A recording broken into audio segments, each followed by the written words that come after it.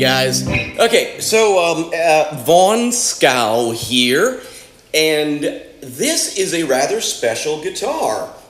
I think, anyway, this guitar was sent to me by my new buddy Todd out in the East Coast, and I've never met Todd, just talked to him on the phone a little bit, and I'm telling you, I feel like I know him because if you've ever listened to the show Car Talk, you've talked to this guy.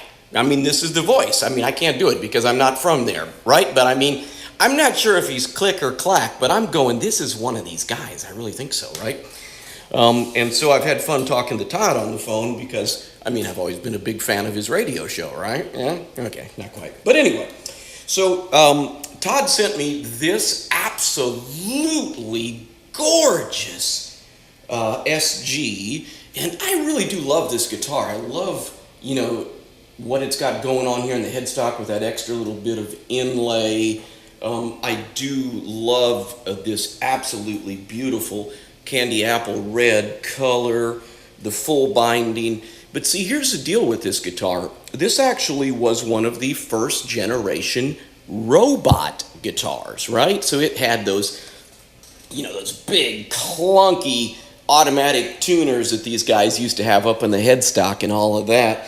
So it has been completely de-robotized, and it now has nice, let's see here, there we go, nice Grovers there, full-sized Rotomatic Grovers. What's kind of neat, too, is if you look at this, let's see if I can get this. Yeah, check that out. Is that cool or what? They put these little translucent backplates on it, and so I can show off my fine wiring job on the back there, along with those nice big tone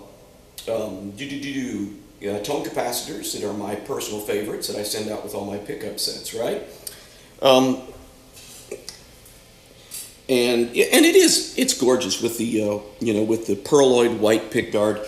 And at any rate, I put my historic 57 pickups in this, which are the Alnico 2s wound to historic 57 specs and only very lightly potted with wax. The originals weren't potted at all. Mine are slightly potted, so you can get by with, you know, some pretty high gain tones with them without it really sounding potted.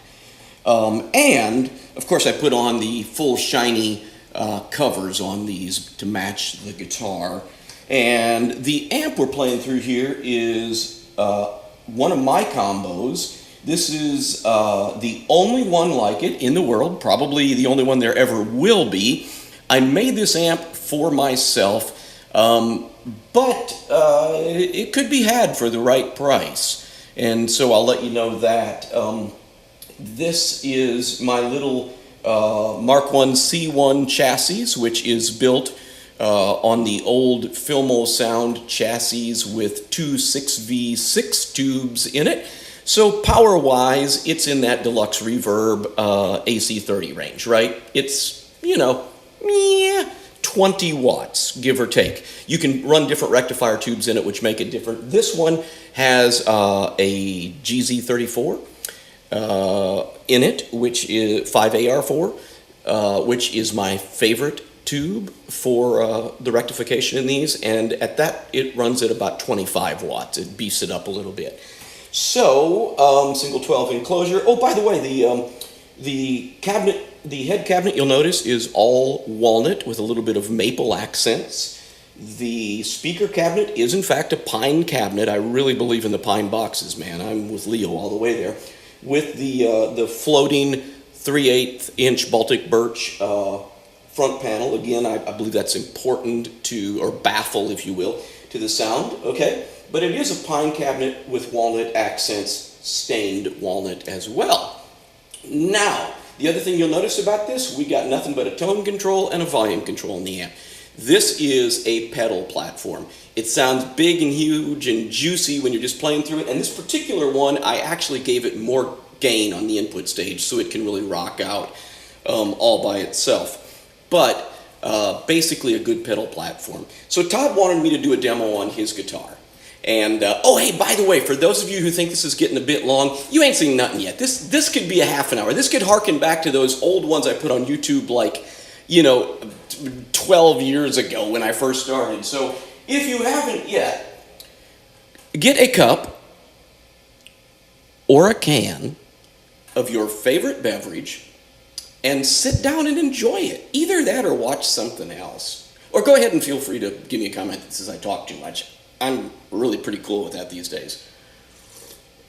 Oh, speaking of these days, so y'all, if you've been watching my channel for a while, you know that I went through various phases. Early on, you would have found me sipping a beer, or 12. And then I went to sipping straight whiskey out of the bottle, baby. But then, you get a little older. And before long, it was coffee. I didn't need no downing, man. I needed some upping, if you know what I mean. Oh my God, the last video I made, it was green tea. Folks, it may be in a coffee-stained John Deere cup, but I am sipping vanilla chamomile tea right now, ladies and gentlemen. That goes to show you what the aging process will do right there, Hoss. Yeah, that's some good stuff right there. So, I'm going to show off this guitar a little bit. What I started out playing you there was, in fact...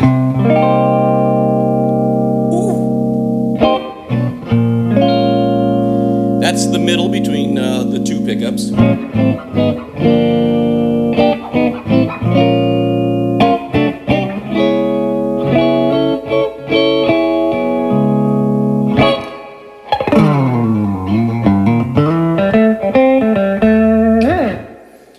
That's pure beauty there. I love the way these pickups in their almost on-potted configuration.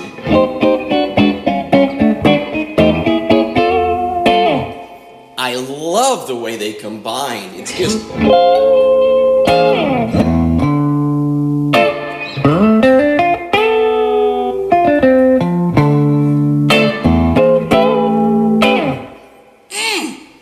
I already told Todd he can't have his guitar back, so there you go. Just kidding, Todd. I'll go now, while I'm still on the clean tone. This is just basically straight to the amp, okay? And give you a little bridge. Now, what I love, another thing that I love about these straight up 57 Alnico 2s is, check this out. If you want, on the bridge pickup, you can do...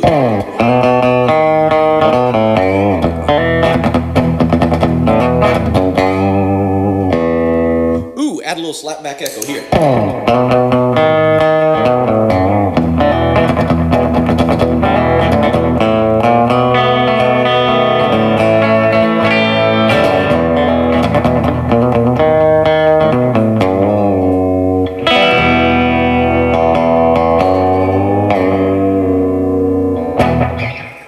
Yeah, see? A lot of folks don't realize that are like you.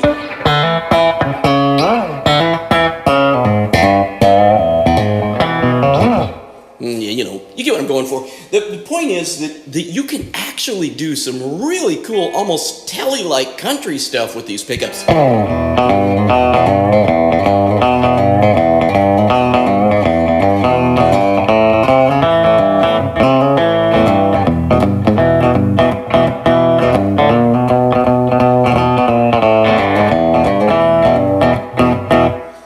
Yeah, isn't that beautiful?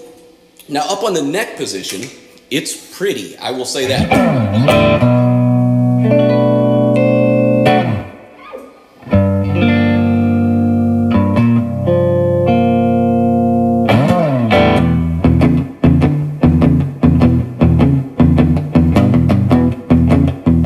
And it'll certainly do that straight up old blues thing. Oh, by the way, sorry about the squeaky stool, but hey, we do the best we can, right?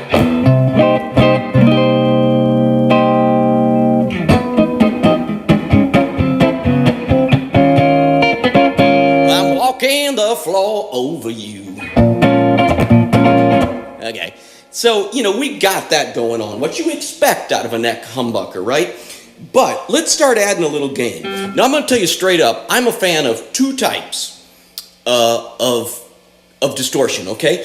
Call me old school. Basically, I love the tube screamer sound, when I'm going for that sound, and I love the plain old like Boss, DS1 distortion sound when I'm going for distortion. So what I have on my pedal board is a Tube Screamer and a DS1, okay? So that's what you're going to be hearing for gain. That's the only gain pedals I have. Oh, the little bit of reverb that you're hearing, I've got just a touch of spring reverb dialed in on my Strymon Flint, okay? So that's all we got going on. But here's the deal, man. Okay, I'm going to turn on the Tube Screamer, okay? And still on this neck pickup, and check this out.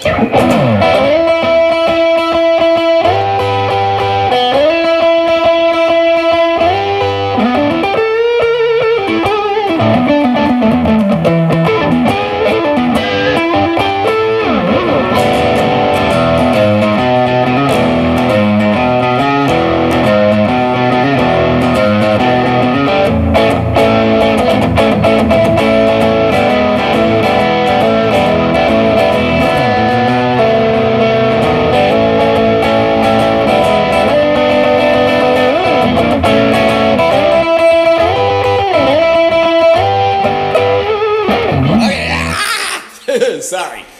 Like I said, Todd, you can't have your guitar back. Sorry, buddy.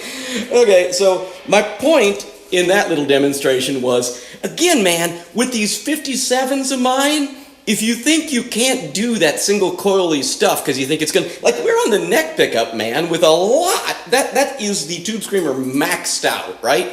It's a TS9, by the way. That is the TS9 maxed out. Okay, and you heard, man, even on that low stuff. Whoops.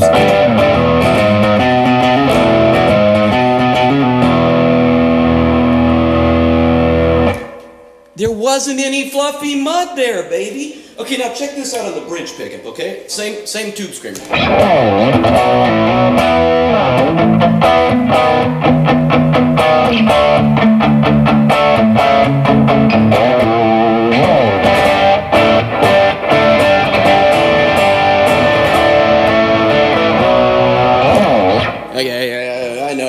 I messed it all up. But anyway, you get the point, man. That's pretty, that is pretty darn beautiful, even with a lot of gain, right?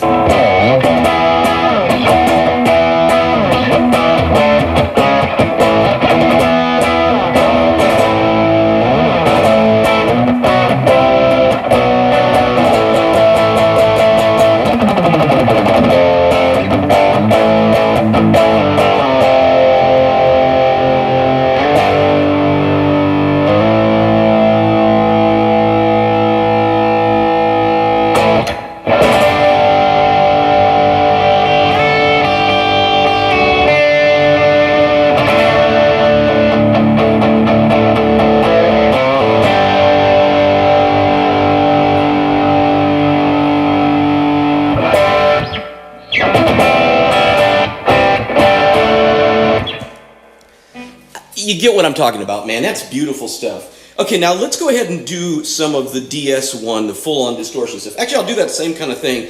You know what? Just to be kind, I've got a couple of puppy dogs here. Oh, if you hear barking, by the way, that's what that'll be.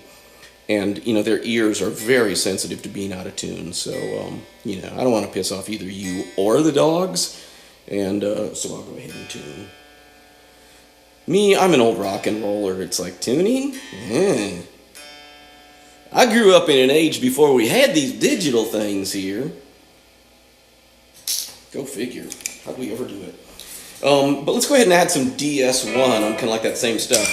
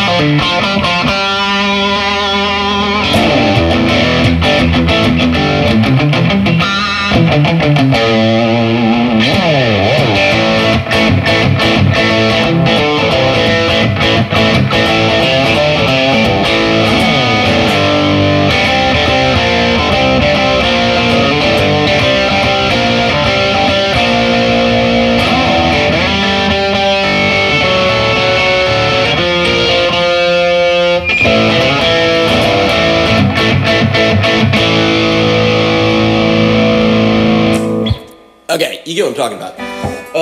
Again, what's so amazing is that's a DS1 maxed out there, baby, and there's still some clarity there. So let's go up to the neck pickup now, and with the DS1, and it's fun because, you know, oh, I got it. I'm gonna start on the bridge. I'll do this little thing that goes from the bridge to the neck that y'all will probably recognize.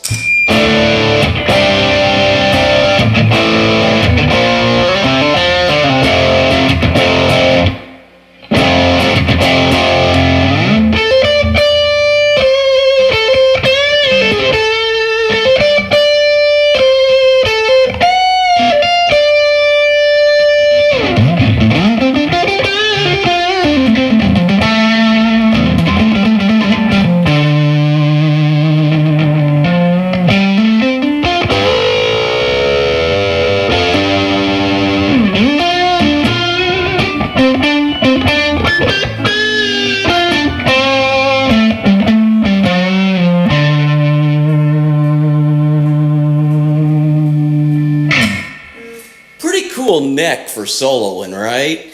Okay, again, very, very, very lightly potted, so this is not a metal pickup, but it'll take a good bit of gain, and the squeal that you get will be a pretty fun kind of squeal that you can play around with and control.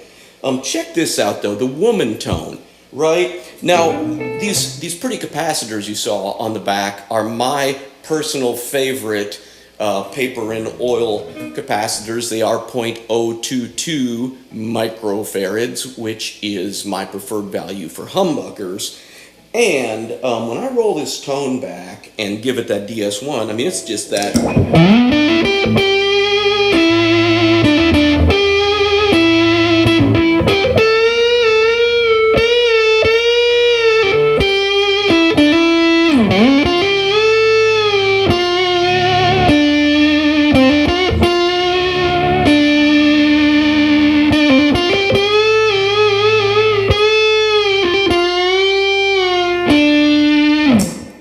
It's pure beauty.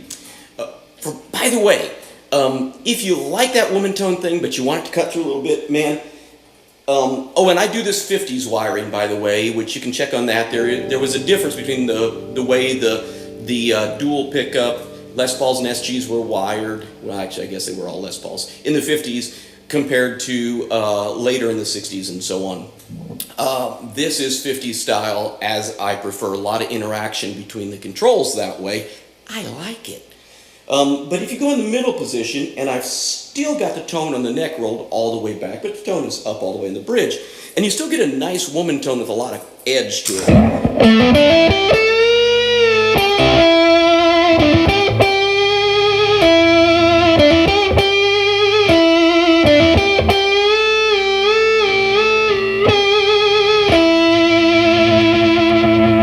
That's compared to if I'm all the way in the neck.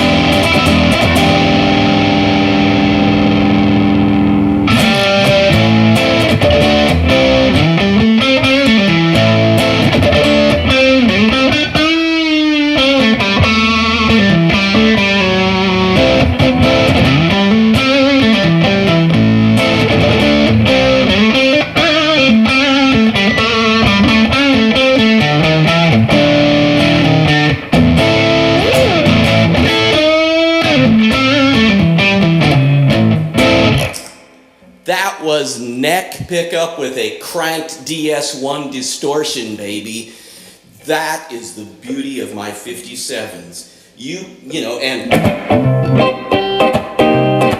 that's a neck pickup without it.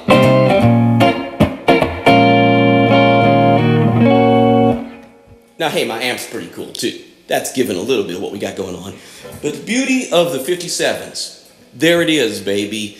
It's the fact that they remain beautiful, no matter what kind of gain you put on them. Now, yes, if I were to put this into a Zoom, Tone Wrangler 2000, and make it attempt to sound like a swarm of angry, out-of-tune bumblebees, sure, it'd sound like shit, but so would everything else. This would probably squeal a lot more than an EMG-equipped guitar would, but if that's your thing, all I can say is the 57s ain't for you anyway.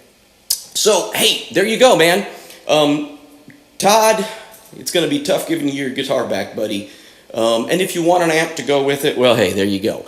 And for all the rest of you, now you know a little bit more about my Vaughn Skow Historic 57 pickups. So, hey, thanks for tuning in.